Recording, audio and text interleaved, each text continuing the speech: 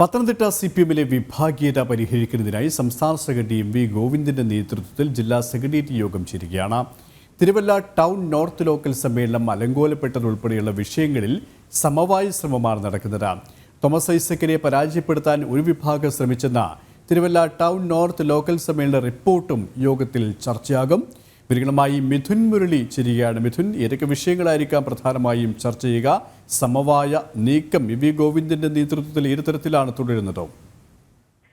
Thiruvalla north town local സമ്മേളനം ഇതുവരെയും ചേരാൻ സാധിച്ചിട്ടില്ല. 2 തവണ ചേരാൻ ശ്രമിച്ചെങ്കിലും തർക്കം മൂലം പിരിയുകയായിരുന്നു. ഇവിടെ ഒരു പ്രവർത്തന റിപ്പോർട്ടും അവതരിപ്പിച്ചിരുന്നു. പ്രവർത്തന റിപ്പോർട്ട് അവതരിപ്പിച്ചിരുന്നെങ്കിൽ അത് ചർച്ചയെടുക്കുന്നതിന് മുമ്പ് തിരികെ വാങ്ങുകയായിരുന്നു. വിഭാഗീയത രൂക്ഷമാണ് എന്ന് വ്യക്തമാക്കുന്ന പ്രവർത്തന റിപ്പോർട്ടായിരുന്നു അത്. ഒരു വിഭാഗം നേതാക്കളുടെയും പ്രവർത്തകരുടെയും നേതൃത്വത്തിൽ കേന്ദ്ര കമ്മിറ്റി അംഗം തോമസ് ഐസക്കിനെ കഴിഞ്ഞ ലോക്സഭാ ഇലക്ഷനിൽ പരാജയപ്പെടുത്തുന്നതിന് വേണ്ടിയുള്ള ശ്രമങ്ങൾ നടന്നു എന്നായിരുന്നു വിഭാഗീയത വ്യക്തമാക്കുന്ന രീതിയിലുള്ള പ്രവർത്തന റിപ്പോർട്ട്. ഒപ്പം തിരുവല്ലയിൽ CPM 2 തട്ടിലായിട്ട് 2 വിഭാഗമായിട്ടാണ് പ്രവർത്തിക്കുന്നതെന്നും ഈ പ്രവർത്തന റിപ്പോർട്ടിൽ പരാമർശിച്ചിരുന്നു. ഈ പ്രവർത്തന റിപ്പോർട്ട് അവതരിപ്പിക്കുന്നതിന് മുൻപ് തന്നെ, ചർച്ചയ്ക്കെടുക്കുന്നതിന് മുൻപ് തന്നെ അത് തിരികെ വാങ്ങി ഈ സമ്മേളനം പിരിയുകയായിരുന്നു. ഈ സമ്മേളനത്തിന് ശേഷം സമ്മേളനത്തിൽ ഈ 2 വിഭാഗങ്ങളായി തിരിഞ്ഞ പ്രവർത്തകർ തമ്മിൽ, നേതാക്കളും തമ്മിൽ കയ്യാങ്കളിയും വാക്കുതർക്കവും വാഗ്വാദങ്ങൾക്കും ഒക്കെ ഉണ്ടാകുന്ന സാഹചര്യവും ഉണ്ടായിരുന്നു. ഡിസംബർ 11-ാം തീയതി തിരുവല്ല ഏരിയ സമ്മേളനം ചേരേണ്ടതുണ്ട്. അതിന് മുൻപായിട്ട് ഈ ലോക്കൽ സമ്മേളനത്തിൽ ഉയർന്നു വന്നിരിക്കുന്ന ഈ വിഷയങ്ങൾ പരമാവധി ചർച്ച ചെയ്ത് പരിഹരിക്കുക എന്നുള്ള ശ്രമത്തോടു കൂടിയാണ് സംസ്ഥാന സെക്രട്ടറി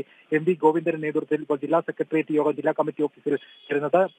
തിരുവല്ലയിലെ ഏരിയ കമ്മിറ്റിയിലെയും ലോക്കൽ കമ്മിറ്റിയിലെയും മുഴുവൻ ആളുകളെയും പത്തനംതിട്ട ജില്ലാ കമ്മിറ്റി ഓഫീസിലേക്ക് വിളിപ്പിച്ചിട്ടുണ്ട്. ജില്ലാ സെക്രട്ടേറിയറ്റ് യോഗം അവസാനിപ്പിച്ചതിന് ശേഷം, ഒരു തീരുമാനമെടുത്തതിന് ശേഷം, ഒരു സമവായ ഫോർമുല സംസ്ഥാന സെക്രട്ടറിയുടെ നേതൃത്വത്തിൽ കണ്ടെത്തിയതിനു ശേഷം ഏരിയ കമ്മിറ്റി അംഗങ്ങളോടും ഒപ്പം ലോക്കൽ കമ്മിറ്റി അംഗങ്ങൾക്കും ഇത് അവതരിപ്പിക്കും. ഈ ലോക്കൽ ഏരിയ കമ്മിറ്റി അംഗങ്ങൾ സമർപ്പിക്കുന്ന ഈ ഒരു സമവായ ഫോർമുല, അത് അഡ്ഹോക് കമ്മിറ്റി രൂപീകരിക്കുക നടക്കമുള്ള കാര്യങ്ങളാണെങ്കിൽ അത്തരത്തിൽ ഒരു സമവായ ശ്രമം ഉണ്ടാക്കി ഏരിയ കമ്മിറ്റിയും ഏരിയ സമ്മേളനവും ജില്ലാ സമ്മേളനം വിളിക്കുക എന്നുള്ള തർക്കപരിഹാര ശ്രമമായിരിക്കും ഇനിയുള്ള ഘട്ടത്തിൽ ഉണ്ടാവുക.